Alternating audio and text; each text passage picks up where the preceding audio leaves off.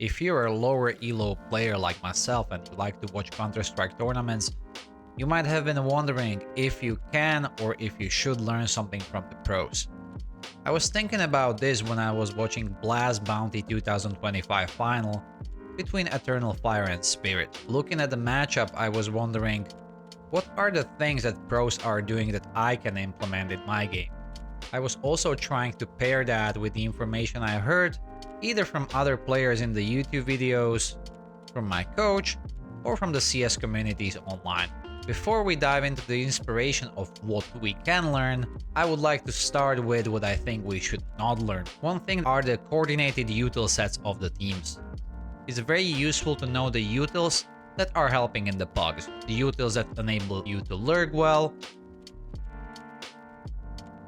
the ones that enable you to defend an important choke point on the map, default utils that are used almost in every round, for example, smoke and window on Mirage, etc. But the more complicated coordinated util sets that pro teams are throwing might waste you and your team precious resources if you don't know what's the purpose of the util set, if you don't have anyone else on the team who is collaborating with you on throwing the util set, and also if you are not really sure about the timings of when the utilities should be used in order to maximize their efficiency. If you like to learn those utils for fun, and if you understand the implications of when to use them and when not to use them, go ahead. Just start with caution and don't unnecessarily throw the util just because they're cool. So what can we learn from the pros? From the Blast Bounty Final 2025, but also from the other pro games I have seen, I believe there are three most important things to take into your pugs. First, that game is not over until it's really over. Second, that the individual impact still counts on the highest level of the game. And third, patience. How many times have you or someone on your team left the game when it was, for example, 8-3 or 9-3? And by leaving, I mean rage quitting the game, staying AFK, or writing in the chat where your remaining teammates are after you've died. I'm happy to say I haven't, but I had countless and countless cases of teammates who have. They're playing with the mindset of, this game is already, let's just leave, or let's make the experience as bad for everyone else as it is for me, and let's load up the next game and let's do the same all over again. However, countless and countless of games on the highest possible level showed us that no matter the score, the game can be turned around. Take Eternal Fire vs Spirit. They haven't won the whole final. In the first match of the final, they were down 12-4, and they have still managed to come back, get the game into overtime, and ultimately win. Also, you might remember the last year's game when FaZe played Liquid for the advancement to the playoffs for IM Cologne. After the first half, FaZe was down 11-1. What does your average FaZe rage quitter do in such a moment? Yes, report him, guys.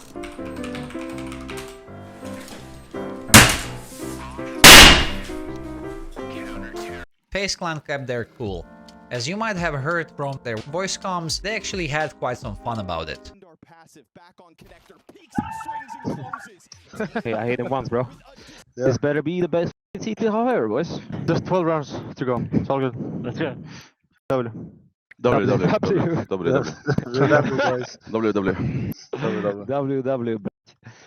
I believe, actually. So if you sometimes struggle with the mindset to keep playing the game even if it doesn't look the best, try to persevere.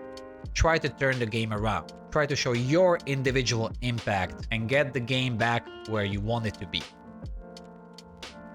You know those games where your teammates don't really communicate well throughout the microphone, if they even communicate, where they don't listen to what you're suggesting them to do, and they are just playing like if they were playing a deathmatch. Some of those times, the games go well, but many times they don't. So you start blaming the team play itself. These games keep repeating, and you keep complaining on Reddit or in the Discord.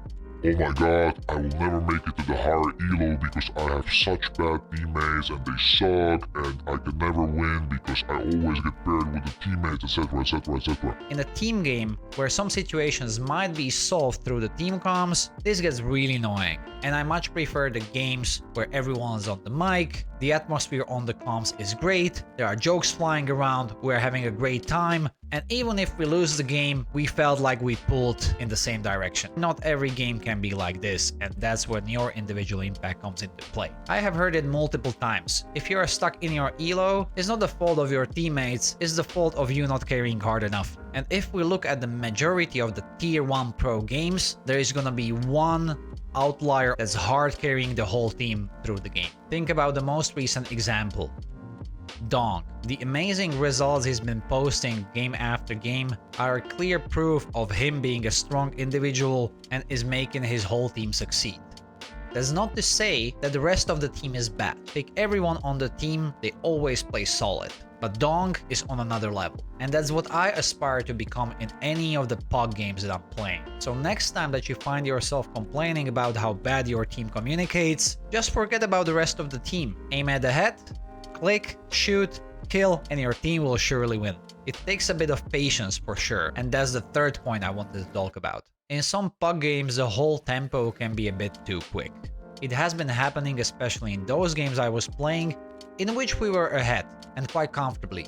We are trying to finish the game as soon as possible just to get the win, but sometimes we are forgetting about the basics. If 2 grenades are falling on banana every single round, you don't need to push, and you don't need to get those 2 grenades on your head every single time. If the opponent is always mauling the important choke point, you don't have to push through it. Even if you're winning 12-3 and you want to have the game over and queue up for the next game, you can always pause, think, and make sure that the win really comes. So be patient, wait out those critical moments. And now my question to everyone who is watching: what are your takeaways from the pro games? What are you trying to learn from them? What are you noticing that I haven't mentioned? Let me know in the comments below. As always, thank you for watching, good luck in your games, and see you in the next video. Bye bye.